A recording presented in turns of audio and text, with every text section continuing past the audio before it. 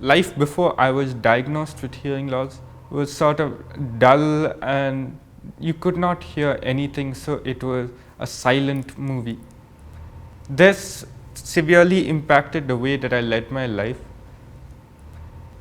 And now, after I've gotten hearing aids and gotten the help that I require, it's a lot more brighter.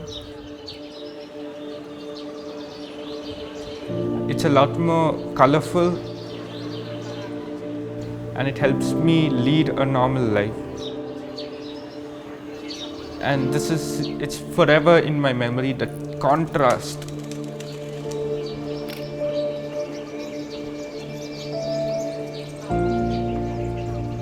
Kiwi project is based on the foundation of my life.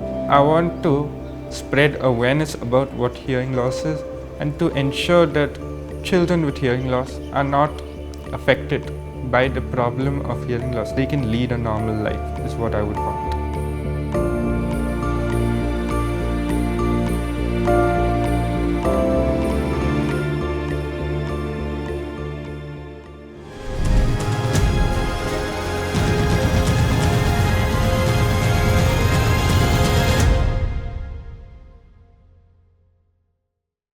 My name is Ved Chikarmane, and I started a Kiwi project in 2021. I realized I was a little different around the age of 3 when all the other children were speaking sentences while I was sort of left behind, not really catching up to them.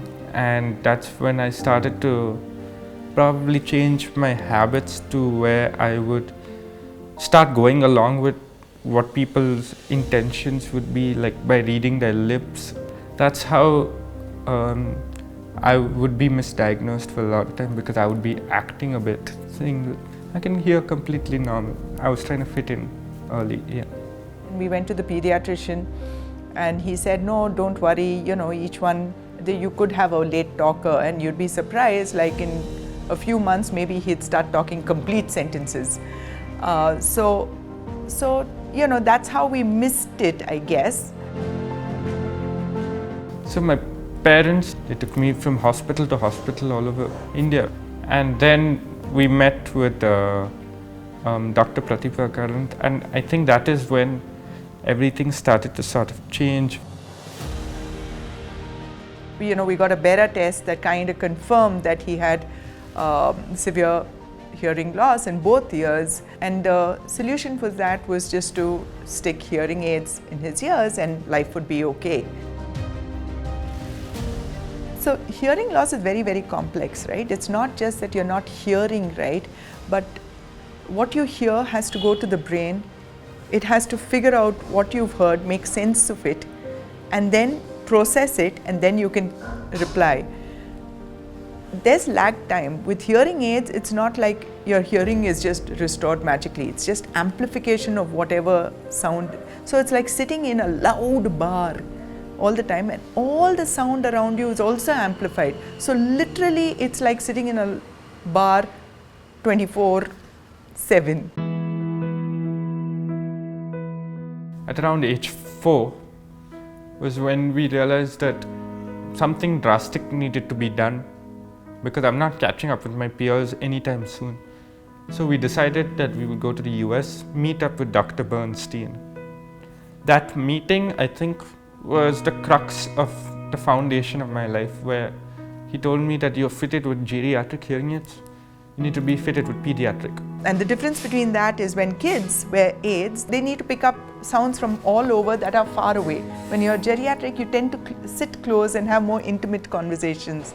And Ved was wearing these aids that, just not right for him. At 5, your neural networks kind of freeze up, and it's very, very difficult to pick up language after that. And we were that close to Ved not being verbal.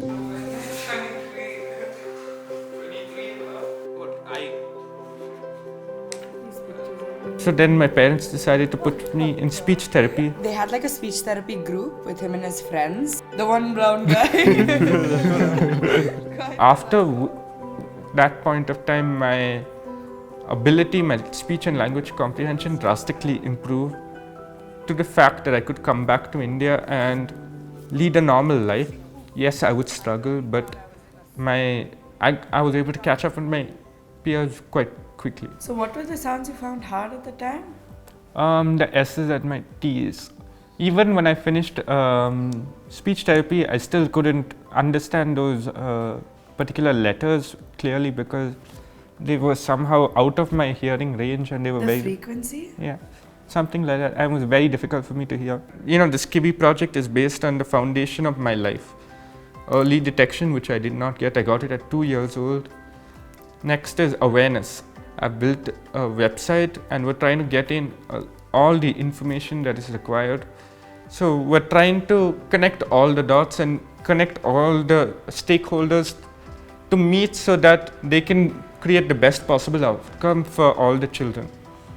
So my partners was Shresht, which is a college that is providing low-cost screening device along with IIT, the government, Changemakers Institute of Speech and Hearing, and the A.G. Bell Foundation currently. Early intervention is the most important aspect along with speech therapy. If you get detected late, you will not be able to lead a normal life. When I was first fitted with hearing aids, it was not easy. It was uncomfortable. The hearing aids were big and loose. It is expensive to get screened, and not a lot of people think, oh, you might have hearing loss. So this is probably one of the last tests that they want to get done. Sometimes they forget about it. The machines that can test you for hearing loss are very expensive. So they can only be placed in a few hospitals. And I think we just want to catch up about status of the project, right? So we've now done the orientation to the NHM. Yeah. We've also given a demo. What is their plan to roll out? I heard of Shresht and IIT building a low-cost screening device, and I definitely wanted to help and try to get that as mainstream as possible. So, and Ved reached out to us in 2023 through Dr. Anil, as he was trying to set something up like this in Karnataka. You know, it's hard to bring about change as an individual or as an institution into a large public health system, especially like India. It's huge. It's a very complex, converging network, and it's pretty hard. But again, you know, there is nothing to put down an individual's effort, because a lot of times, a lot of programs have emerged from advocacy by groups with lived experiences. Because often decisions are made by people who don't have these experiences, and therefore it can land up being quite shallow. I met up with the government, tried to get them to get this low-cost screening device and roll it out across Karnataka. And we're in the process of doing that. We're also partnering with the A.G. Bell Foundation to sort of get some information practices from America, which India would not particularly have, and access to all these researches and putting it up on our website.